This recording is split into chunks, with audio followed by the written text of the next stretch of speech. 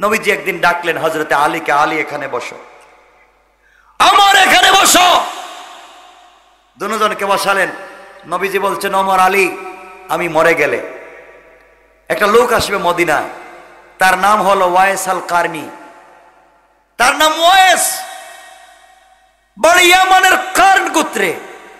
ওকে ওই পাগলাটা যদি আসে, ও ওমর, তুমি তোমার জন্য দোয়া নিবা। আলী, তোমার জন্য ওয়াইস আল কারনিকে বলবা তোমার জন্য দোয়া করতে। সুবহানাল্লাহ বলেন, জোরে বলেন না সুবহানাল্লাহ। ওয়াইস আল কারনি যদি আসে, তাকে বলবা তোমার জন্য দোয়া করতে। এভাবে চলে গেছে দীর্ঘদিন। রাসূল পাক ইন্তেকাল করলেন। একবার হজ্জের মৌসুমে হযরত ওমর হজ্জে গেলেন। হজ্জে যাওয়ার পরে হযরত ওমর বলছেন, শোনো, সমস্ত হাজী সাহেব যারা আছেন দাঁড়ান। গোটা হাজী যারা আছেন সকল দাঁড়িয়ে গেলেন। ওমর বললেন, সবাই বসে যান, শুধু ইয়ামানের মানুষ দাঁড়িয়ে থাকেন। ইয়ামানের মানুষ দাঁড়ালেন, সবাই বসে গেলেন। ওমর বললেন, ইয়ামানের মানুষ বসে যাও, শুধু কারান গোত্রের লোক দাঁড়াও। একটা লোক দাঁড়িয়ে গেল, শুধু একজন। তিনি বললেন, তোমার বাড়ি কই? ওমরের জবাবে লোকটা বলছে, আমার বাড়ি কারনে। ওমর বলছেন, তুমি কি ওয়াইস আল কারনিকে চিনো? যুবকটা বলছে, চিনি তো, ও আমার চাচাতো ভাই, পাগল। আমার চাচাতো ভাই, ও তো পাগল। ওমর বলছেন, ও পাগল না তুই পাগল। ওয়াইস আল কারনি পাগল না তুই পাগল, বল ওয়াইস কোথায় গেছে? ওমর, ও দেখছি এদিকে যাইতেছে, উট রাখালি করতে, এদিকে গেছে উট নিয়ে। হযরত ওমর আর হযরতে আলী চললেন ওয়াইস আল কারনির খোঁজে। কিছু দূর যাওয়ার পরে দেখেন একটা যুবক জীর্ণ শীর্ণ কাপড় নিয়ে নামাজ পড়তেছে মাঠে, আর কিছু উট রাস্তায় ময়দানে খাচ্ছে, কোথাও যাচ্ছে না, লোকটা নামাজ পড়তেছে। দুইজন লোক যাচ্ছেন দেখে ওয়াইস নামাজ সংক্ষেপ করে দিলেন। নামাজ যখন সংক্ষেপ করে দিলেন, ওমর জিজ্ঞাসা করলেন, তুমি কে? তিনি বলছেন, আমি তো মজদুর, আমি একজন রাখাল। ওমর বলছেন, তোমার নাম কি? যুবকটা বলছে, আনা আব্দুল্লাহ, আমি আল্লাহর গোলাম। ওমর বলছেন, বলো তোমার মা তোমার নাম কি রাখছে? লোকটা বলছে, দেখেন আমি আপনাদেরকে চিনি না, আপনারা আমার ইন্টারভিউ নিচ্ছেন কেন? আপনাদেরকে চিনি না, জানি না আপনারা কারা। আমি এখানে গরু রাখতেছি, উট রাখতেছি, আপনারা কারা? হযরত আলী দাঁড়িয়ে বললেন, যিনি তোমাকে প্রশ্ন করেছেন তিনি খলিফাতুল মুসলিমিন ওমর, আর আমি হচ্ছে হযরত আলী। ওয়াইস আল কারনি কাঁদতেছেন, বলছেন, বেয়াদবি মাফ করবেন, আমি জীবনে ওমরকে দেখি নাই, এজন্য ভুল হয়ে গেছে। আলী, আপনাকেও দেখি নাই, আমাকে মাফ কইরা দিন, আপনাদের সঙ্গে বেয়াদবি হয়ে গেছে। হযরত ওমর দাঁড়াইয়া বলেন, ওয়াইস, তুমি মাফ চাইতে হবে না, তোমার দুইটা হাত উঠে আমাদের জন্য দোয়া করো। সুবহানাল্লাহ বললেন না? ওয়াইস, তুমি আমাদের জন্য দোয়া করো। ওয়াইস বলছেন, বেয়াদবি মাফ করবেন, আপনি খলিফাতুল মুসলিমিন ওমর, আর উনি হচ্ছেন প্রধান বিচারপতি, আমি আপনাদের জন্য দোয়া করব, বুঝতে পারলাম না। হযরত ওমর বলছেন, তুই জানিস না রে ওয়াইস, রাসূল পাক ইন্তেকালের আগে বলেছেন, আমরা যদি বেঁচে থাকা পর্যন্ত তোকে পাই, তোমার কাছ থেকে দোয়া নিতে, তোমার হাত উপরে উঠাইলে নাকি দোয়া কবুল হয়ে যায়। কেন জানি তুমি মায়ের খিদমত করেছো, তোমার উপর আল্লাহ তো সন্তুষ্ট হয়ে রাসূলকে জানাইয়া দিয়েছেন, ওয়াইস যদি হাত উঠায়, আমি আল্লাহ তার হাতকে নামাইয়া দেই না, কবুল না করে। সুবহানাল্লাহ, জোরে আওয়াজ করে পড়েন। তুমি আমাদের জন্য দোয়া করো। দোয়া করলেন ওয়াইস। ওয়াইসের কথা বলি, এই ওয়াইস ইন্তেকাল করেছেন। ইন্তেকাল করার পরে সংক্ষেপ করে বলি, কিয়ামতের দিনে আল্লাহ বলবেন, ওয়াইস তুমি জান্নাতে যাও। সুবহানাল্লাহ, তো আসতে বললেন। ওয়াইস তো জান্নাতে চলে যাচ্ছেন। জান্নাতের গেটে যাওয়ার পরে আল্লাহ বলছেন, ওয়াইস দাঁড়াও। ওয়াইস বলছেন, আল্লাহ তুমি আমারে জান্নাত দিলা, জান্নাতের গেটে আইনা আবার আমাকে দাঁড় করাইয়া দিলা, ব্যাপারটা কি? আল্লাহ বলছেন, পিছন দিকে তাকাও। ওয়াইস আল কারনি পিছন দিকে তাকাইছেন, তাকায় দেখেন লক্ষ লক্ষ লক্ষ লক্ষ মানুষ দাঁড়াই আছে। আল্লাহ, এগুলা কি? আল্লাহ বলছেন, ওয়াইস এগুলা ইমানদার জাহান্নামী, ইমানদার জাহান্নামী। আল্লাহ, তো আমি কি করব? আমারে কেন দাঁড় করাইছো? আমি একজন ছোট মানুষ, আমাকে জান্নাতে যাইতে দাও না। আল্লাহ বলছেন, ওয়াইস রে, তুই যে মায়ের খেদমত করতে, আমি আল্লাহ তোর উপরে কত খুশি জানিস। এই কোটি কোটি মানুষকে একটাকেও মাফ দিচ্ছি না। ওয়েস তুমি তোমার শাহাদত আঙ্গুলি এই মানুষের দিকে এইভাবে দাও, যার উপরে তোমার আঙ্গুলের ইশারা পড়বে কোটি কোটি মানুষকে তোমার ওসিলায় মাফ করে দিলাম, মাফ করে দিলাম। এক সাহাবীর নাম সাদ আস-সালামি। নাম কি? সাদ। বেলালের মতো কালো। বেলাল যেমন কালো, সাদও কালো। ঠোঁট মোটা, পাও ফাড়া, দাঁত বের হয়ে যায়, রেল লাইনের মতো ফাড়া ফাড়া পাও, চোখটা ছোট ছোট, একবারে কালো যাহাকে বলে। এরপরে কৃতদাস গোলাপ, বয়স 35। কত? বিয়া করে নাই। কি করে নাই? আচ্ছা কোন তো, চোখ ছোট, পাও ফাড়া, দাঁত বের হয়ে যায়, ঠোঁট মোটা, দেখতে কালো। এই লোকটার কাছে মেয়ে বিয়ে দিবেন? কিছু কথা কয় নাকি? না দিবেন না, কারণ লোকটার ডাইস ঠিক নাই, ডিজাইন ঠিক নাই, দেখতে সুন্দর নাই, কেউ তার কাছে মেয়ে বিয়ে দিতে চায় না। কিন্তু তিনি নবীজির সাহাবী। না সুবহানাল্লাহ। আগামী বছর কেমন? আরো জোরে বলেন। কালো মানুষ তো কেউ মেয়ে বিয়ে দিতে চায় না।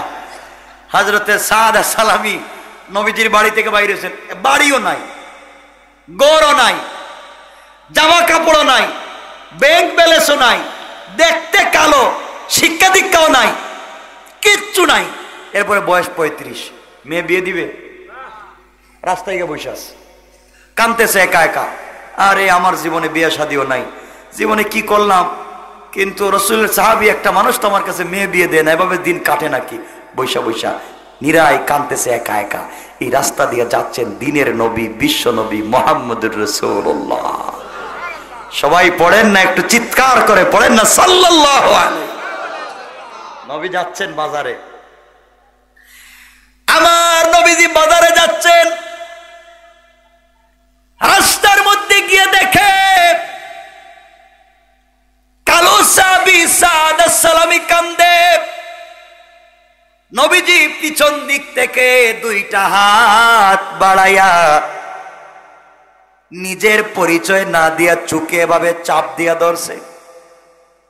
নবীজি কেমন বিনোদন করতেন দেখেন। আর নবীজির সঙ্গে ভালোবাসা থাকলে কেমন সম্মান বেড়ে যায়। চাপ দিয়া যখন ধরছে, নবীজি কণ্ঠস্বর পাল্টাইয়া বলছেন, বলো তো কে? আমি কে ধরছি? সাহাবী ডাক দিয়া বললেন, কে তুমি? তোমাকে চিনতে পারি না, গলার আওয়াজও চিনি না। নবীজি বললেন, বলো তুমি কে, আমি কে ধরছি? সাহাবী বলছেন, ভাই তুমি আমারে ছাইড়া দাও, মনের ব্যথা নিয়ে এখানে বৈশা বৈশা কাঁদতেছি, আমাকে কষ্ট দিও না। যদি আমাকে কষ্ট দেও, আজকে ইশার নামাজ পড়ে নবীজির কাছে বিচার দিব। কার কাছে বিচার দিব? আর ধরছে কে? সুবহানাল্লাহ কয় না?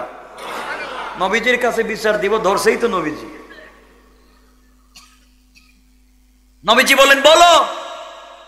আমাকে বলেন, আমাকে যদি না বলেন কে ধরছেন, আমি কিন্তু বিচার দিয়ে দিব। নবীজি হাতটা একটু হালকা করছেন। সাহাবী কই, কে রে এত শক্ত করে আমারে ধরলো? আস্তে আস্তে হাতটা আটাইয়া নবীজির মুখের কাছে নিয়েছে। মুখে হাত দেয়া দেখে এত সফট চেহারা, আমার নবী চা তো আর কারো নাই। এত নরম শরীর, এটা তো বিশ্ব নবীর ছাড়ার কারণ না। হাত দিয়ে পিছন দিকে দইরা কো, ধরছি। আপনি পরিচয় দেন না? না, আপনি তো বিশ্ব নবী। সুবহানাল্লাহ কান। চিনা ফেলাইছিস না? ধরছি। এতক্ষণ আপনি ধরছেন, এখন আমি ধরছি। নবীজি বলেন, ছাইড়া দেখো, ছাড়ুন না। ও কেন?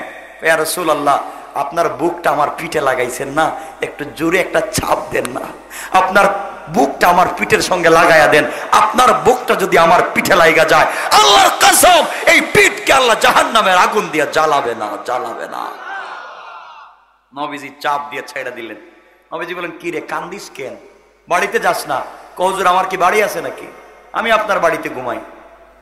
তো কান্দিস কেন? কান্দিব না মানে? 35 বছরের বয়স হয়ে গেছে গা, একটা মানুষ আমার কাছে একটা মেয়ে বিয়ে দেয় না, আমি কি একা একা থাকতে পারি? এত বয়স হয়েছে, কালো মানুষ, দেখতেও খারাপ। নবীজি বলছেন, কি তাইলে বিয়ে টিয়ে করবে? করতে তো মন চায়, কিন্তু কেউ মেয়ে বিয়ে দেয় না। হুজুর একটা গরিব মেয়ে হইলেও চলবে। সুবহানাল্লাহ কয় না? সবাই বলেন না সুবহানাল্লাহ।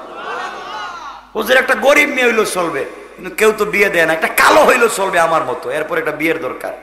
নবীজি বললেন, সাদ বিয়ে তো করতে চাও, পছন্দ আছে কোনো মেয়ে? পছন্দ মানি আমি কি পছন্দ করব কাউরে, আর আমারে কেউ পছন্দ করবে? বিয়ের নাম নিলেই তো মারবে, এই চেহারায় কেউ মেয়ে বিয়ে দিবে না। নবীজি বলেন, সাদ টেনশন করিস না, তুই আমাকে বল কোন মেয়ে পছন্দ থাকলে আমি নিজে তোর বিয়ার প্রস্তাব দিব। এত আসতে বললেন সুবহানাল্লাহ, জোরে বলেন না। আরে আমি বিয়ের প্রস্তাব দিব, আমি বিশ্ব নবীর আমি বিয়ের প্রস্তাব দিব। সত্যি কইতেছেন তো? নবীজি বলেন, হ্যাঁ সত্যি। কয় হাত দেন, বিশ্বাস হয় না, হাত দেন। নবীজির হাত ধরে কন, সত্য কথা কন, আপনি কইবেন তো? নবীজি বলতেন, সাত কথা দিলাম তোমার বিয়ের প্রস্তাব আমি দিব। সবাই বলেন না সুবহানাল্লাহ।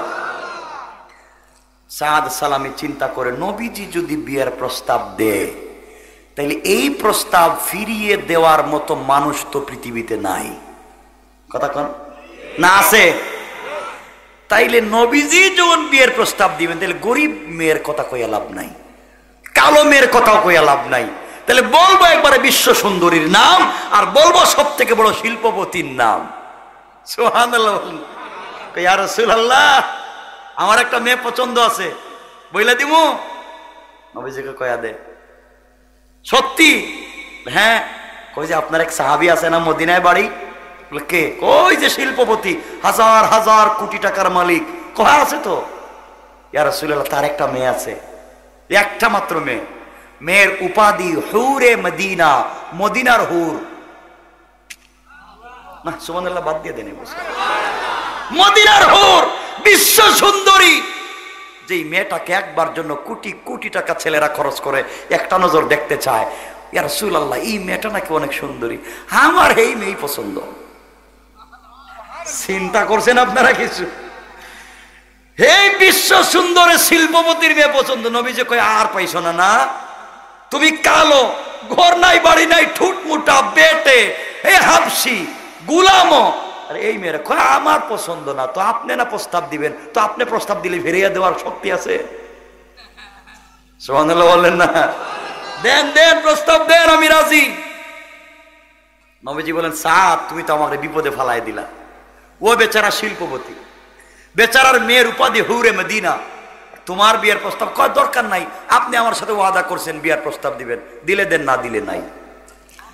নবীজি বলেন, কাউরে ওয়াদা দিয়া তো মিস করি না, তাহলে তোমার বিয়ের প্রস্তাব আমি দিতেছি। সুবহানাল্লাহ। আরো জোরে কান। সাহাদ এদিকে আসো, বসো। তুমি এই সাহাবীর বাড়িতে যাইবা এই মুহূর্তে, গিয়ে আমার পক্ষ থেকে সাহাবীকে সালাম দিবা। সালাম দিয়ে বলবা, আমি নবীজি বলেছি তার মেয়েকে তোমার কাছে বিয়ে দিতে। ইয়া রাসূলুল্লাহ, আমি যাইতে রাজি, যাওয়ার পরে কি আমি আসতে পারব না? মাইরে ফেলাই দিব। আমি মায়ের ছাড়া তো কোনো পথ নাই, গেটের ভিতরে আটকে যদি মায়ের দে, আমার কে দেখবে? আমি বেচারা বাড়ি ঘর নাই, কেউ কাঁদবে না আমার জন্য। রাসূল বলেন, যাও, তোমার জন্য আমি দোয়া করব। একটা জোরে কন্যা কুমরাইলের মুসলমান, জোরে বলো সুবহান। যাও। সাহাবী কয়, হুজুর তাহলে 2 রাকাত নামাজ পড়ে যায়, যদি বিপদে পড়ে আল্লাহ বাঁচাইবো। কয় পড়। নামাজ পড়া দৌড়। বাড়ির গেটে গিয়া কই, বাড়ির ভিতরে শিল্পপতি আছেন? কে রে বাবা এত জোরে ডাক দে? শিল্পপতি সাহাবী বাইরে আসছেন দুতলা থেকে নিচতলা। কে? আমারে চিনবেন না আপনি, সামনে আসেন। সুবহানাল্লাহ বলবেন না? আরে জোরে বলেন না সুবহানাল্লাহ। কাছেন সাহাবী আসছে সামনে, রাসূলের সালাম নেন। ওয়া আলাইকাস সালাম ইয়া রাসূলুল্লাহ। কেন আসছো? আল্লাহর নবী, বিশ্ব নবী, আল্লাহর বন্ধু, আমার নাম সাদ সালামি, আপনার কাছে পাঠাইছে আপনার মেয়েকে আমার কাছে বিয়ে দিবেন। দিবেন কয়া দিছে দৌড়, পিছন দিকে আর তাকায় না, তাকায় না যদি মাইর খায়। কয় ভাই দৌড়। সাহাবী কয়, বললো কে দৌড়ায় কেন? দৌড়ায় গেটের বাইরে কয়, হুজুর আপনার ভাল লাগলে মেয়ে বিয়া দেন আর দিয়েন না, আমি তো প্রস্তাব দিতে পারছি। বাইরে দাঁড়ায় আছে। সাহাবী তো রাগে গুসায়, সাহস দেখতেছেন, কালো কুচকুচা, ফুটমুটা, খাটো, আমার মেয়ের বিয়ের প্রস্তাব দিছে, আবার রসুলের পক্ষ থেকে এসে বলছে, বুঝতেছি না কিছু, এরা ধরো। ধরার দরকার নাই, দিছে দৌড়। এক দৌড়ে রসুলের সামনে হাজির। নবীজি কয় কি রে প্রস্তাব কি দিছিস? কই দিছি তো ইয়া রাসূলুল্লাহ, কিন্তু আমার ভিতরে কলজা নাই, কাঁপতেছে এখনো। কি যে কুদামটা দিছে আমারে, বহ দেখি কি হয়। এই সাহাবী গরম হয়ে রাগে ঘরের ভিতরে ঢুকছেন।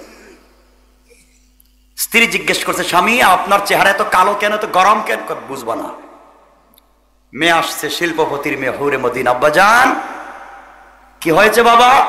আপনি এই মাত্র ঘরের বাহিরে গেলেন, হঠাৎ কার সঙ্গে কথা বলে আপনার চেহারা কালো হয়ে গেছে, রাগ করলেন বাবাকে? মা তুমি শোনার দরকার নাই, তুমি শুনলে আমার মতো তোমারও মাথা খারাপ হয়ে যাবে। বাবা আমাকে বলা লাগবে? মা তোমার শোনার দরকার নাই, বলতে হবে বাবা, আমি বলছি বলো। সাহাবী বলছেন মারে একটা কালো, একবারে কালো, নিরেট কালো, এর মধ্যে হাবশি গোলাপ, ঘর নাই বাড়ি নাই, কৃতদাস, আয়েশা তোমার বিয়ের প্রস্তাব আমারে দিছে। এ কথা শোনার পরে আমার রক্ত মাথায় উঠে গেছে। মেয়েটা বলছে আব্বা জান এটা জানি, আমি শুনেছি ছেলেটা বিয়ের প্রস্তাব দিয়েছে, তোমার রাগ উঠারই কথা, কিন্তু বাবা আমি জানতে চাই ছেলেটা কি তার পক্ষ থেকে এসে তোমাকে বিয়ের প্রস্তাব দিয়েছে না আমার নবীর পক্ষ থেকে আসছে? আর জোরে বলেন না, জোরে বলেন না সুবহানাল্লাহ। বাবা আমি তো শুনেছি, চিৎকার করে যুবকটা বলতেছে আল্লাহর নবীর পক্ষ থেকে আয়েশা আমার বিয়ের প্রস্তাব দিয়েছে, তা কি সত্য? বলে হ্যাঁ মা সত্য, তো আল্লাহ রসুলের নাম বলছে।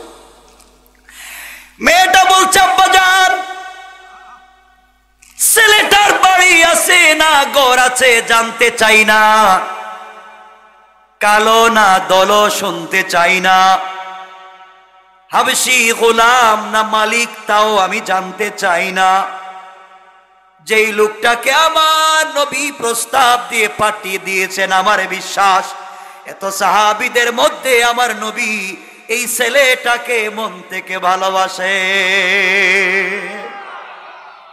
আর যে যুবকটাকে আমার নবী ভালোবাসে, আমার জন্য পছন্দ করে প্রস্তাব দিয়ে পাঠিয়েছে, বাবা দুনিয়ার সৌন্দর্যের দরকার নাই, দুনিয়ার টাকা পয়সার দরকার নাই, ওই কালোর সঙ্গে যদি আমি জীবন কাটাইয়া দেই বাবা, আল্লাহ নবীর সাহাবীকে নিয়ে জঙ্গলে থাকতে পারি, কারণ ওর পিঠের সঙ্গে নবীজির বুক মুবারক লেগেছে। ও যখন কিয়ামতের দিনে আমার নবী জান্নাতে চলে যাইবে, ওই সাহাবীকে নিয়ে জান্নাতে যাবেন, আমি যদি তার স্ত্রী হয়ে যাই আমি নবীজির সঙ্গে জান্নাতের ভিতরে চলে যাব। সুবহানাল্লাহ পড়ে। বাবা আমি আর কিছু চাই না, আমি কিন্তু ম্যাচিউরড, আমার বয়স আছে, তুমি যদি বিয়ের প্রস্তাব নিয়ে রাসূলের কাছে না যাও আমি নিজে চলে যাইব, আমি দুনিয়ার কিচ্ছু চাই না, ছেলে কালো না ধলো আমি জানতে চাই না, আমি শুধু জানতে চাই আমার নবী বলেছেন নবীর কথাকে সঠিক রাখতে হবে, আমি নবীজিকে ভালোবাসি, নবীজির জন্য জীবন দিতে পারি, নবীজি ছেলেকে পছন্দ করেছেন, আমি রাজি। সুবহানাল্লাহ বলেন। এমন মেয়ে আছে কুমরাইলে? হ্যাঁ না কয় কেন? বদনাম করতেছে কেন? না থাকলে কি সমাজ চলে নাকি? আছে। আল্লাহ সবাইকে দ্বীনের জন্য কবুল করুক। জোরে আওয়াজ করে পড়েন আমিন। সাহাবী বলছেন মা তুমি যাওয়ার দরকার নেই, আমি যাচ্ছি রাসূলের কাছে। এই সাহাবী রাসূলের কাছে যাইতেছেন, কাছাকাছি পৌঁছে গেছেন, নবীজির কাছে কিন্তু সাদ বসে আছে। ইয়া রাসূলুল্লাহ ওই যে আসতেছে, আমি গেলাম কিন্তু মনে হয় মারার জন্য আসতেছে আমার, আমি গেলাম। সুবহানাল্লাহ বলবেন না? ইয়া রাসূলুল্লাহ আমি ভাগতেছি, ওই যে আসতেছে। নবীজি বলেন বল আমি দেখি কি হয়। ইয়া রাসূলুল্লাহ আপনি বসতেছেন বসার জন্য না, এই সে আমাকে আপনার সামনে মারি শুরু করে দিব, যে রাগ করছে আমার সাথে। নবীজিকে বসো, যত বড় ব্যক্তি হোক আমার সামনে আসলে রাগ থাকবে না। নবীজি বসা, সাহাবী এসে সালাম দিয়ে বলছেন ইয়া রাসূলুল্লাহ আপনি কি কালো সাদরে পাঠাইছেন? পাঠাইছি তো। আপনি কি বিয়ের প্রস্তাব দিয়েছিলেন? দিয়েছি তো। ইয়া রাসূলুল্লাহ আমার স্ত্রী রাজি, আমিও রাজি, আমার মেয়েও রাজি। সুবহানাল্লাহ বলেন। সাহাদে সালাম ইয়া রাসূলুল্লাহ সব রাজি, আমি কিন্তু রাজি আছি। সুবহানাল্লাহ বলেন না? আমি রাজি, কাম সারা, আমারে কেউ দেখতে পারে না, এখন বিশ্ব সুন্দরী শিল্পপতির মেয়েরে বিয়ে করতে রাজি, আমার কোনো টেনশন নাই। নবীজি বললেন বাড়ি আছে? বাড়ি মানে কি? বিয়ে করে বউ নিয়ে কই থাকবা? কমা আপনি না আমার অভিভাবক, তাহলে আমার বাড়ির দরকার কি? আপনার বাড়িটা আমারে দিয়ে দিবেন।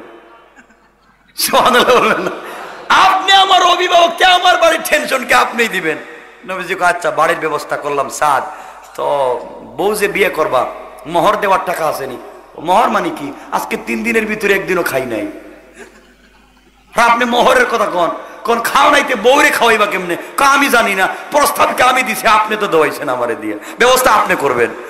সুবহানাল্লাহ বলেন না সুবহানাল্লাহ? ভালোবাসা। নবীজি বলছেন সাদ আমি কে ঠেকলাম, সব কি আমি দিব? আপনি দেওয়া লাগবে। নবীজি বলছেন এক কাজ করো তাইলে, মোহর দেওয়া লাগবে। মোহরের টাকা আছে? কয়েক টাকাও নাই। কয়েক টাকাও নাই দিলে বিয়ে কেমন হইব? টাকা জানি না আপনি কেমনে দিবেন, বিয়ে আমারে করাই লাগবে, আর এই মেয়েরই বিয়ে করা লাগবে, টাকা আপনি দেওয়া লাগবে। সুবহানাল্লাহ নাই? নবী কয় তাও যা, একজন সাহাবীর নাম কইতেছি, সাহাবীর নাম সঈদ ইবনে আব্দুর রহমান, মদিনার সেও শিল্পপতি। তার কাছে গিয়ে বলবা আমি নবীজি বলেছি 200 দিরহাম তোমাকে দেওয়ার জন্য। গেছে গিয়া বলছে ভাই নবীজি বলছেন 200 টাকা আমারে দিতে। উনি বলছেন নবীজি 200 টাকার কথা বলছেন, কম তো দেওয়া যায় না। তিনি আরো বাড়াইয়া দিলেন। সুরে বলেন না সুবহানাল্লাহ। 200 টাকা নিয়ে আসছে। ইয়া রাসূলুল্লাহ 200 টাকা। 200 টাকা মোহর হবে না, আরো 200 টাকা লাগবে। কখন কার কাছে যাইমু? আমার 2 মেয়ের জামাই, 2 মেয়ের জামাই যাকে দেখলে আসমানের ফেরেশতারা লজ্জা পায়, যে রাস্তা দিয়ে হেঁটে গেলে আল্লাহ মুস্কি হাসেন, হযরত ওসমানের কাছে গিয়ে আমার নাম বলে বলবা 200 টাকা দেওয়ার জন্য। সুবহানাল্লাহ। তিনি গিয়ে বলছেন ভাই ওসমান, আল্লাহ রাসূল আমাকে বলছেন আমাকে 200 টাকা দেওয়ার জন্য। এই কথা বলার পরে হযরত ওসমান বলছেন নবীজি পাঠাইছেন 200 টাকার জন্য, আমি বাড়াইয়া দিলাম। যাও। কত হইছে? কত হইছে? ইয়া রাসূলুল্লাহ নেন 400 টাকা। নবীজি বলেন এই 400 টাকা তুমি মোহর দিয়া দাও। মোহর হয়ে গেছে। ইয়া রাসূলুল্লাহ এখন মোহর তো হয়ে গেছে, ঘর তো আপনার আছে, তাহলে বিয়েটা পড়াইয়া দেন না। নবীজি বলছেন এত তাড়াতাড়ি না, বউ আনতে গেলে জুতা লাগবে, কাপড় লাগবে, সোনো লাগবে, পাউডার লাগবে, ক্রিম লাগবে। লাগবে না? কিছু কয় না দেখি এরা, লাগবে না? আরো টাকা লাগবে। আরো টাকা মানে কি? কাপড় চোপড় আমার নাই, আমার দ্বারা হবে না। নবীজি বলছেন ও সাদ আরো টাকা লাগবে, বউটাই আনতে গেলে টাকার দরকার। এখন টাকা পাবো কোথায়? নবীজি বলছেন সাদ রে, এতক্ষণ ধনী সাহাবীদের কাছে পাঠাইছি, এখন একজন বরকতি সাহাবীর কাছে পাঠাইতেছি। বরকত, গরিব কিন্তু টাকার মধ্যে বহুত বরকত। তার কাছে গিয়ে আমার নাম বলবা আর বইলা বলবা 200 টাকা দিতে। ইয়া রাসূলুল্লাহ কার কাছে? নবীজি বলেন আমার গরিব সাহাবী, আমার মেয়ে ফাতেমার জামাই আলী। যাও আলীর কাছে বলবা আমি বলছি 200 টাকা দিতে। হজরতে সাদ আলীর কাছে গেছে 200 টাকার জন্য। এখন আলী কেমন গরিব এই কথা তো বললে রাত্র শেষ হয়ে যাইব, বলার দরকার নেই। এজন্য সামনের দিকে আর লম্বা করা যাবে না ভাই।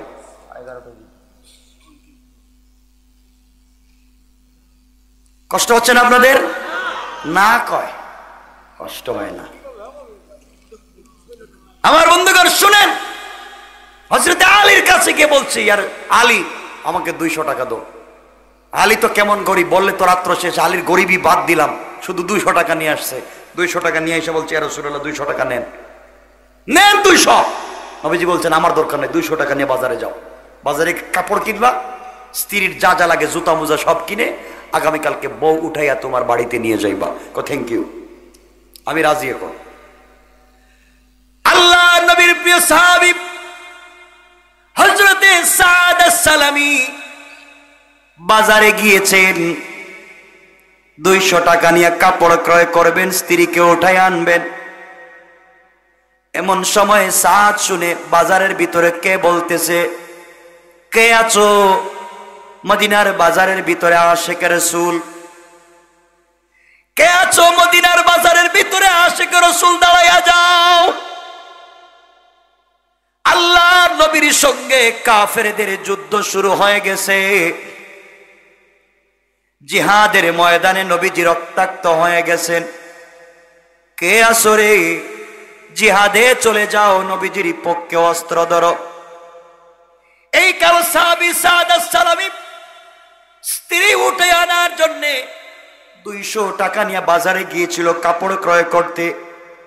সাদ চিন্তায় পড়ে গেছেন, কে রে বাজারে ডাকতেছে আশিক রাসূল থাকলে জিহাদে যাওয়ার জন্য। আমি যদি এখন কাপড় ক্রয় করি, স্ত্রীকে উঠাই আনতে পারবো, আনন্দ উল্লাস করতে পারবো, আমি আনন্দ করব স্ত্রীকে নিয়ে। এদিকে জিহাদের ময়দানে আমার নবীর রক্ত ঝরবে, আমি আশিকে রাসূল হতে পারবো না। কিয়ামতের দিনে আল্লাহর সামনে দাঁড়াতে পারবো না। না রে না, আমার বিয়ে করার দরকার নাই, এমন বিয়ের দরকার নাই, এমন আনন্দের দরকার নাই যে আনন্দ আমার নবীর জন্য রক্ত ঝরে শরীরে হতে পারে না। কেমন ভালোবাসা নবীজির জন্য তাদের দেখে। ওই সাহাবী 200 টাকা দিয়ে আর কাপড় ক্রয় করলেন না। আমি আশিকে রাসূল হতে চাই, নবীজিকে ভালোবাসতে চাই, কিয়ামতের দিনে নবীজির সঙ্গে জান্নাতে যেতে চাই। বাজারে গিয়ে 100 টাকা দিয়ে একটা গুড়া ক্রয় করলেন, 50 টাকা দিয়ে একটা কাপড় ক্রয় করলেন, বুরকার কাপড় কালো, আর 50 টাকা দিয়ে একটা তরবারি ক্রয় করলেন, গুড়ার পিঠে সওয়ার হলেন, কালো কাপড় দিয়ে মাথা থেকে পা পর্যন্ত ডেকে হাতে তরবার নিলেন, আর বললেন আল্লাহ, আল্লাহর রসুলের সঙ্গে জিহাদ শুরু হয়েছে, আমি স্ত্রীকে উঠায় আনার চিন্তা বাদ দিলাম। আশিকে রাসূল পরিচয় দেওয়ার জন্য জিহাদের ময়দানে চলে যায়। আল্লাহ, আমি যদি শহীদ হয়ে যাই, আশিকে রাসূলের পরিচয় দিয়া যদি মরে যায়, কিয়ামতের দিনে আমি যখন রক্তাক্ত শরীর নিয়ে নবীজির সামনে দাঁড়াবো, নবীজি বলবেন সাদ রে, স্ত্রী উঠে আনার জন্য পাঠাইলাম, আজকে শরীর রক্তাক্ত কেন? আমি বলবো ইয়া রাসূলুল্লাহ, একমাত্র আপনাকে ভালোবেসে জিহাদের ময়দানে এসে শহীদ হয়ে গিয়েছি। আমার বিশ্বাস আমার নবী আমাকে বুকের সঙ্গে জড়াইয়া নবীজি যেই জান্নাতে যাবেন, ওই জান্নাতে আমাকে না নিয়ে যাবে না।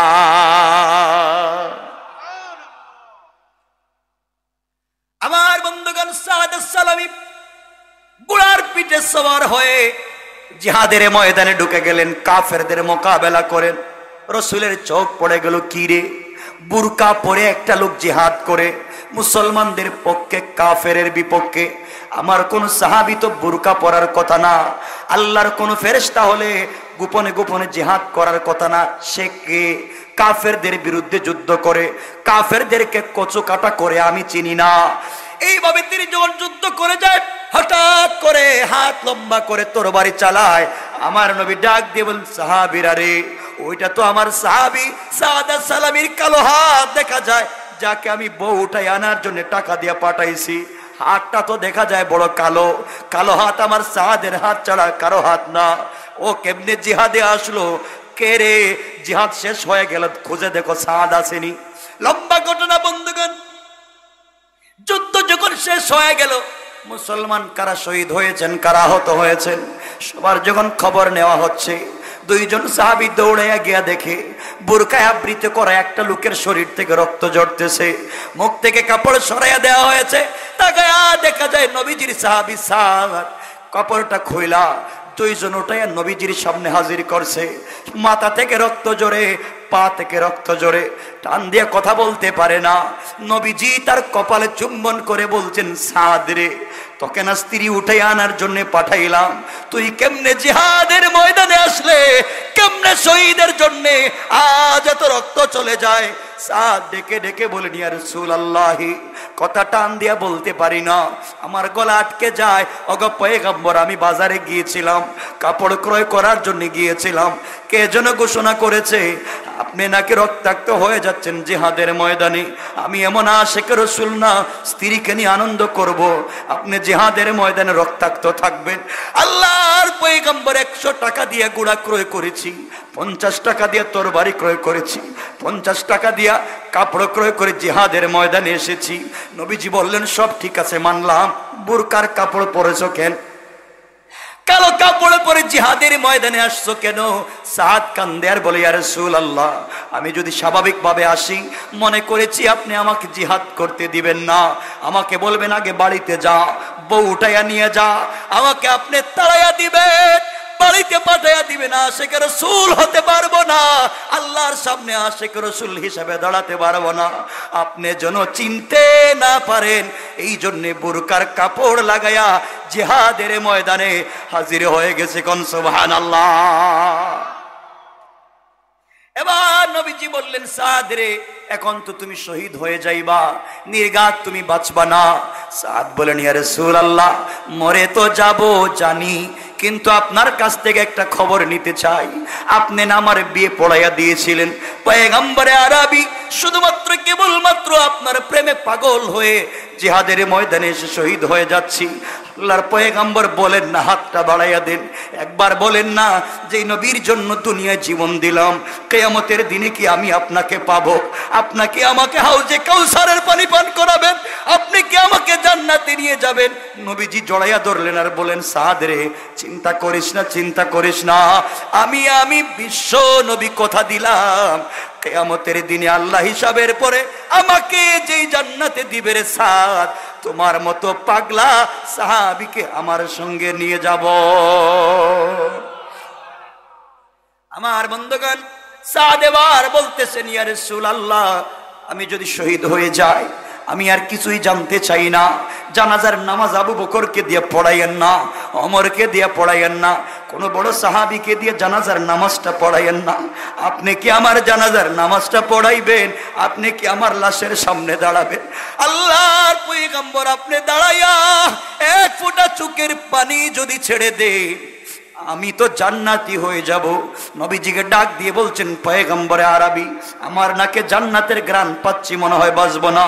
নবীজি হাত দিয়া বললেন, সাদ, কথা দিলাম তোমার জানাজার ইমামতি আমি করব, শুধু ওই জায়গায় তোমাকে শেষ করে দিব তা না, আমি নবীজি তোমাকে কুলে করে কবরে শোয়াইয়া দেওয়ার জিম্মাদার। আল্লাহু আকবার! কেমন জীবন তাদের ছিল। হযরত সাদ ইন্তেকাল করলেন। লম্বা কথা সংক্ষেপ করে বলি রে মুসলমান, ইন্তেকাল করবার পরে নবীজি কাঁদলেন, দীর্ঘ সময় পর্যন্ত কান্না করলেন। আল্লাহ মানুষকে আমাকে এভাবে ভালোবাসে, জীবন যৌবনকে চেঞ্জ করে দিয়েছে আমার জন্য। আল্লাহ আমার পাগলা সাদকে কিয়ামতের দিন আমি ভুলে যাব না। আমার নবীজি নিজেই জানাজার ইমামতি করলেন।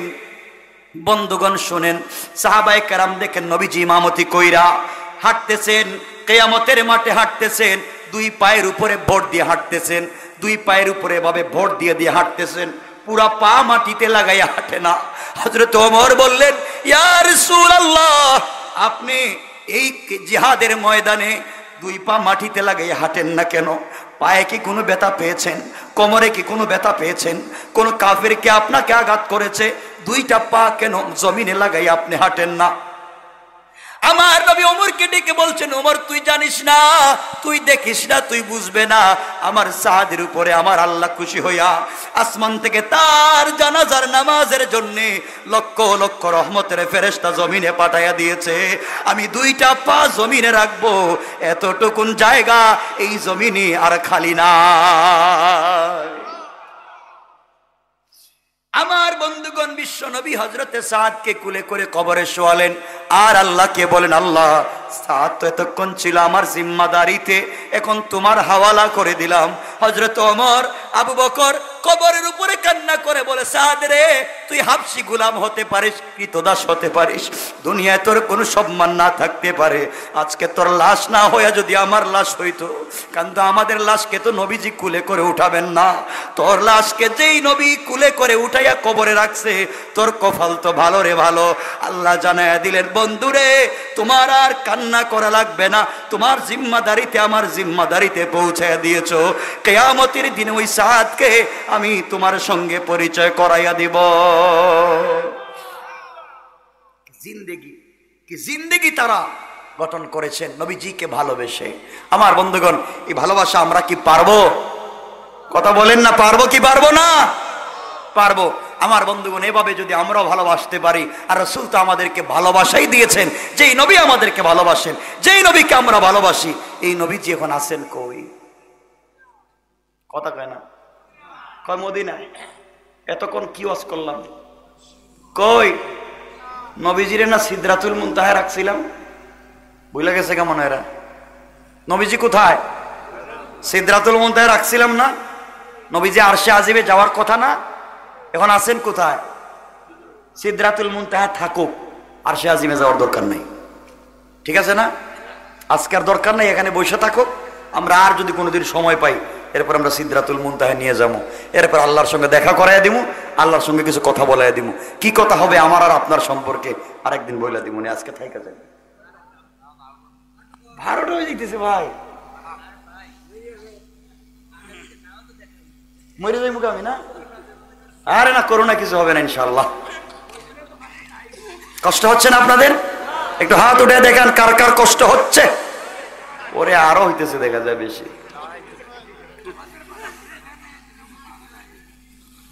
আমার বন্ধুগণ, কিন্তু লম্বা করবো না, ভাইগুলা কথা বলতেছে, ভালোবাসি দিল থেকে সবাইকে ভালোবাসি, কথা লম্বা করতে চাই না। আমার নবীজি এখন কই? সবাই জুড়ে বললে কথা বলবো। নবীজি কোথায়? সিদরাতুল, যাইবন কই? আল্লাহর বাড়িতে। কই যাইব? দাঁড়াই আছে নবীজি, দাঁড়াই আছে সিদরাতুল মুনতাহায় বৈশা আছে। হঠাৎ মনে পড়েছে, আরে আল্লাহ যে কি সম্মান আমারে দিছে, সিদরাতুল মুনতাহায় আমার নিয়ে আসছে। কিন্তু আজকে যদি আমার খাদিজা থাকতো, তাহলে খাদিজার মনটা বইরে যাইতো যে আমার স্বামী আরশে আজিমে গেছে। হঠাৎ নবীজির মনে পড়ে গেছে তায়েফের মানুষের কথা, কত মায়ের দিছে। হঠাৎ আমার নবীজির কাপড়ের দিকে তাকায় দেখে কাপড়টা ছেঁড়া, ছেঁড়া কাপড়। জুতার দিকে তাকায় দেখে জুতাটা ছেঁড়া। মনে পড়েছে জুতা নিয়ে কেমনে আল্লাহর বাড়িতে যাই, ছেঁড়া জুতা নিয়ে কি আল্লাহর বাড়িতে যাওয়া যায়? আমার নবীর মনে পড়ে গেছে মুসা কালিমুল্লাহর কথা। মুসা কালিমুল্লাহ আল্লাহর সঙ্গে দেখা করবার জন্য তুর পাহাড়ে গিয়েছিল। আল্লাহ বলেছেন, মুসা ফাখালা না আলাইকা ইন্নাকা বিল ওয়াদিল মুকদ্দাস তাওয়া। আল্লাহ রাব্বুল ইজ্জত ওয়াল জালাল বলেছেন, মুসা রে, তুমি তো তুর পাহাড়ে আসছো আমি আল্লাহর সঙ্গে কথা বলার জন্যে। মুসা, জুতা নিয়ে আসা যাবে না, জুতা খুলে আমি আল্লাহরা এই তুর পাহাড়ে ওঠা লাগবে। আমার নবী চিন্তা করলেন ছেঁড়া জুতা নিয়া কেমনে আল্লাহর বাড়িতে যায়। মুসাকে তুর পাহাড়ে আল্লাহ যাইতে দিলেন না। আমার নবী ছেঁড়া জুতাটা খুইলা খালি পায়ে দাঁড়ায় আছে। আমার আল্লাহ চিৎকার করে ডাক দিয়া বলছে, বন্ধু আমার, আপনি পায়ের জুতা খুলবেন না, তাড়াতাড়ি করে আপনি পায়ের জুতাটা পরেন। বন্ধুরে, আপনি জানেন না আপনার পায়ের জুতার নিচে যে ধূলিকণা গুলা রয়েছে, এই ধূলিকণার দ্বারা আমি আল্লাহ আমার আরশে আজিমকে দামি করতে চাই। বন্ধু, তোমার তো অনেক দাম, তুমি জুতা খুলবা কেন? নবীজি জুতা পরছেন, আল্লাহ স্পেশাল গাড়ি পাঠাইছেন, নবীজি চলে গেছেন আরশে আজিমে। কত জায়গায় চলে গেছেন জানেন? আদনা, 2 আঙ্গুল বাঁকা করলে, ধনুক বাঁকা করলে যত কাছাকাছি, আমার নবী আর আল্লাহ সামনাসামনি বসে পর্দা ছাড়া কথা বলেছে। আরো জোরে বলেন। নবীজি যখন বসছেন, আল্লাহকে দেখতেছেন, নবীজি মুস্কি মুস্কি আবার হাসতেছেন। আল্লাহ বলেন, বন্ধু কি রাত্রে না কান্না করছিলে, ঘুমাইয়া ঘুমাইয়া এখন হাসতেছো কেন? আল্লাহ, হাসমু না? তুমি আমার এত ভালোবাসো আমি জানতাম না। তোমার আরশে আজিমে আইসা দেখি, তোমার আরশে আজিমের পিলার, ডেকোরেশন আর ছাদ, যেদিকে থাকায় যেখানে তোমার নাম ওখানে আমি নবীজির নাম। তুমি এত ভালোবাসো, সব জায়গায় আমার নাম লিখে দিছো। আল্লাহ বলছেন, বন্ধু তুমি জানো না, তোমার প্রেমে পাগল হয়ে আসমান জমিন লৌহ কলম জান্নাত জান্নাতুল ফিরদাউস হাউজে কাউসার জমজমের পানি যা আছে সব তো তোমার প্রেমে পাগল হয়ে তোমাকেই দিয়ে দিলাম, সব তো তোমাকে দিছি। আবার নবীজিকে আল্লাহ বলছেন, বন্ধু কই আইছো কত? আপনার বাড়িতে। কথা হলে বন্ধু বন্ধুর বাড়িতে গেলে গিফট, উপহার, উপঢৌকন, হাদিয়া, তুফা লইয়া যায়। তুমি আমার বাড়িতে কি লিয়ে আইছো? সুবহানাল্লাহ কইবেন না? আপনারা কুমরাইলের মানুষ মেহমান বাড়িতে গেলে কিছু নিয়ে যান না? ওমা খালি হাতে মনে জায়গা আওয়াজে মনে হইতেছে না, নিয়ে যান। আচ্ছা, তো নবীজি গিয়েছেন আরশে আজিমে আল্লাহর বাড়িতে। আল্লাহ জিজ্ঞাসা করতেছেন, বন্ধু খালি হাতে? কয় না না, আমার কি বোকা ভাবছেন নাকি? আমি খালি হাতে আসছি, আমি নিয়ে আইছি। সুবহানাল্লাহ বলবেন না? আল্লাহ বলেন, কি নিয়ে আইছো? দেও দেও দেও। আমার নবীজি বলছেন আত্তাহিয়াতু লিল্লাহি ওয়াসসালাওয়াতু ওয়াত-তাইয়্যিবাত। আল্লাহ যত সালাত, যত পবিত্রতা সব তোমাকে হাদিয়া দিলাম। আল্লাহ খুশি হয়ে গেছেন। আল্লাহ খুশি হয়ে বললেন আসসালামু আলাইকা আইয়ুহান নবিয়্যু। আমার নবীজিকে আল্লাহ সালাম দিছেন না, সুবহানাল্লাহ। নবীজিকে যখন আল্লাহ নিজে সালাম দিছেন, নবীজি সালামের জবাবও দেয় না, মাথাও উঠায় না, এভাবে বসে আছে। আল্লাহ বলছেন কি, বাড়ি থেকে ঘুম থেকে উঠে নিয়ে আইলাম, আরশে আজিমে আনলাম, কত কিছু দেখাইলাম, আমি সালাম দিলাম, সালামের জবাবও দেও না, মাথা উঠাও না, কি হয়েছে? আমার নবীজি বলছেন আল্লাহ তোমার বাড়িতে আসছি ঠিকই, তুমি আমাকে সালাম দিয়েছ, সব ঠিক আছে, সব ঠিক, কিন্তু আল্লাহ তুমি একবারও আমার গুনাহগার উম্মতের কথা জিজ্ঞাসা করলা না। আল্লাহ তুমি আমার উম্মতের কথা জিজ্ঞাসা না, তোমার সালামের উত্তর দিতাম না। আল্লাহ তো কষ্ট পেয়ে গেছে, আরে তুমি উম্মতকে এত ভালোবাসো। আল্লাহ বলছেন বন্ধু সালাম দিলাম, আসসালামু আলাইনা ওয়া আলা ইবাদিল্লাহিস সালিহিন। বন্ধু কিয়ামত পর্যন্ত তোমার যত উম্মত আসবে সবাইকে সালাম। আরে জোরে কন্যা, চিন্তা করছে কেমন বন্ধু আমার নবী, আর সে আজিমে গিয়ে তোমাকে বলে যায় নাই। নবীজিকে আল্লাহ তোমার সালাম মানি না, কে তোমার সালাম দিলাম, উম্মতের সালাম দিলাম, মানো না কর। মানবো কেমনে? তুমি আমার সরাসরি সালাম দিলা, আর আমার উম্মত হেই বোয়ালমারির কুমরাইলে বসে বসে ওয়াজ শুনতেছে, তুমি তাদেরকে কই সালাম দিলা? তারা তো তোমার সালাম শুনে নাই, দেখে নাই, আমি সরাসরি সালাম দিতেইব। সুবহানাল্লাহ কয় না? তুমি আমারে যেভাবে সরাসরি দিছো আমার উম্মতরে দেওয়া লাগবে। আল্লাহকে আমি কি বাইরে বাড়ি গিয়ে সালাম দিব নাকি? আমি জানি না কেমনে দিবেন, আমি মানি না, আমার উম্মতরে সরাসরি সালাম দেওয়া লাগবে, এই সালামে মানি না। আর সে আজিমে দিছো, আমি শুনছি, উম্মত তো শুনে নাই। সুবহানাল্লাহ। কেমন নবী পাইছেন বুঝলেন না?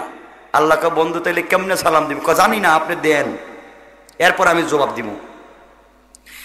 আল্লাহ বললেন বন্ধু তাহলে শুনো, তোমার কথা রাখলাম, তোমার উম্মতেরা যেই দিন জান্নাতে যাবে, দারুস সালামে আসবে, হিসাব নিকাশের পরে ওই দিন তোমার উম্মতদেরকে বসবার জন্য জান্নাতে আমি একটা চেয়ার দিব।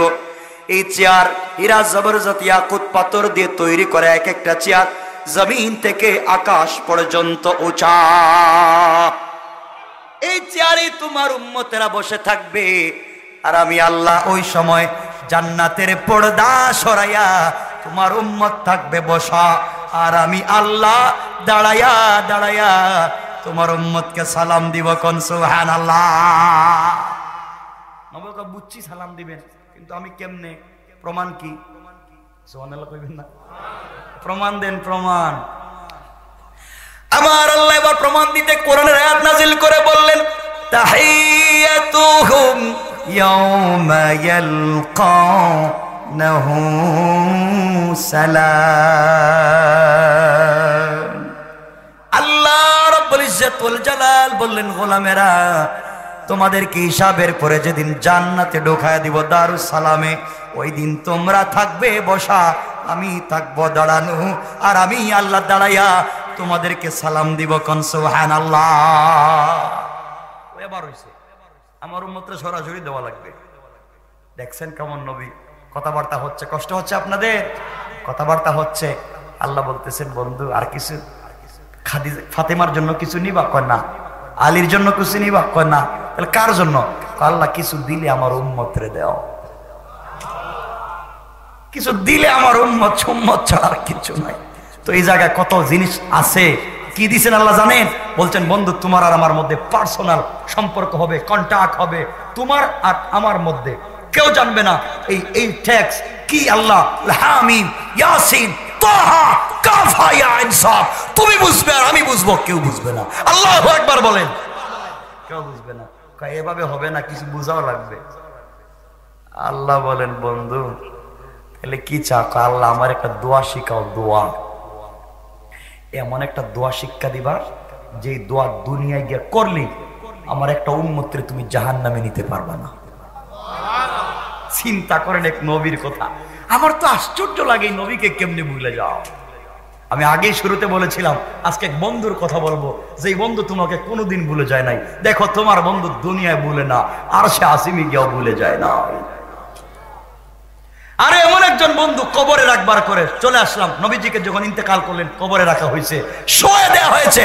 হযরত আলী বলেন নবীজিকে আর জিন্দেগিতে দেখবো না, জীবনের শেষবার নবীজির রওজায় গিয়া কবরে ডুইকা নবীজির কপালে একটা চুম্বন করি। হযরত আলী কবরে ঢুকলেন, নবীজির মুখ থেকে কাপড় মুবারক ছড়ালেন, ছড়াইয়া দেখে কবরের ভিতরে নবীজির ঠোঁট মুবারক নড়তেছে। আলী তার কানটা নবীজির ঠোঁটের কাছে নিয়েছে, শুনে আমার নবী কবরে শুয়ে বলতেছেন আল্লাহুম্মা উম্মতি, আল্লাহুম্মা উম্মতি, আল্লাহুম্মা উম্মতি। আল্লাহ আমি তো কবরে, আমার উম্মতের কি হবে? এমন বন্ধু, এই বন্ধুর কথা শোনো আমার বন্ধুগণ। আল্লাহ রাসূল আরশে আজিমে আল্লাহ বলছেন বন্ধু দোয়া শিখামু? একটা দোয়া শিখাও না, আমার উম্মতের জন্য দোয়া করে দেবো। আল্লাহ যাও একটা দোয়া শিখাইলাম, নেও, এই দোয়া করলে তোমার একটা উম্মত জাহান্নামে যাবে না। নবীজি দোয়া নিয়া আল্লাহর আপনি কি আমার বোকা পাইছেন? ওকে কিসে? এই দোয়া কিন্তু আমি দুনিয়ায় করব না। কেন? সকল নবীদের কথা এক একটা দোয়া শিখাইছি, এরা তো দুনিয়ায় উম্মতের জন্য দোয়া করছে, তুমি বলছো করবা না, ব্যাপারটা কি? কি মনে করছেন বোকা আমি? দুনিয়া দোয়া করব না, আজকে গিয়ে দুনিয়া দোয়া করব। আমার মরার হাজার হাজার বছর পরে আমার উম্মতেরা কুমরাইলে আইসা ওয়া শুনে বৈশা বৈশা হেরা আমার দোয়ার ভিতরে কেমনে ঢুকবে? আমি দোয়া করব না, দোয়াকে রিজার্ভ রাইখা দিব।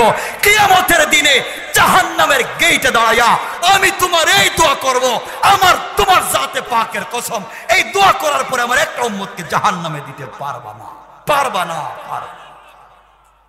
দোয়া করব জাহান্নামের গেটে, তুমি একটা উম্মতকে জাহান্নামে দিতে পারবা না। আল্লাহ বলে বন্ধু তুমি বড় উম্মতের চালাক। আমার বন্ধুগণ আসুন, এই আল্লাহর সঙ্গে আমার নবীর কথা হচ্ছে, লম্বা কথা চলতেছে, আরো অনেক গুরুত্বপূর্ণ কথা আছে, কথা চলতে থাকো, আমাদের আলোচনা এখানে থাকো। কথা শুনে না আর বড় এখানে থাকো। আরে একটা মানুষের ছেলে নাই, মেয়ে নাই, মা নাই, বাবা নাই, দাদা নাই, চাচা নাই, বউ নাই, এত কষ্ট করার পরে আরশে আজিমে গেছেন, তায়েফের মানুষ মারছে, একটু কথাবার্তা আল্লাহর সাথে বলুক, এরপরে নামাই আনন্দ থাকুক। আজকে বহুত কথা কইছে, থাকুক, থাকেন আপনি এখানে থাকেন, আমরা ইনশাল্লাহ আগামীতে আপনার নামাইয়া আবার আইনে কুমরাইলি নিয়ে আসবো। ঠিক আছে ভাই ভাই ভাই, অনেক দূরে যাবো। শোনেন শোনেন না কথা কয়টা হয়েছে দেখছেন? 12টা। সুন্দর হয়েছে। আরে আল্লাহ, শোনেন শোনেন শোনেন, আরে আজকে এখানে থাকো, আমি কথা দিলাম, এই যে ভাইগুলো, এই যে ভাইগুলো, এই সবগুলোর আমি দিল থেকে ভালোবাসি। শোনেন, দিল থেকে ভালোবাসি, ভালোবাসাটাকে রাখেন, আপনারা রাখেন, রাখবেন না? রাখেন। আবার আসবো, দাওয়াত না দিলে আসবো না, দাওয়াত না দিলে এসে যাবো। আর কি কইতাম কম।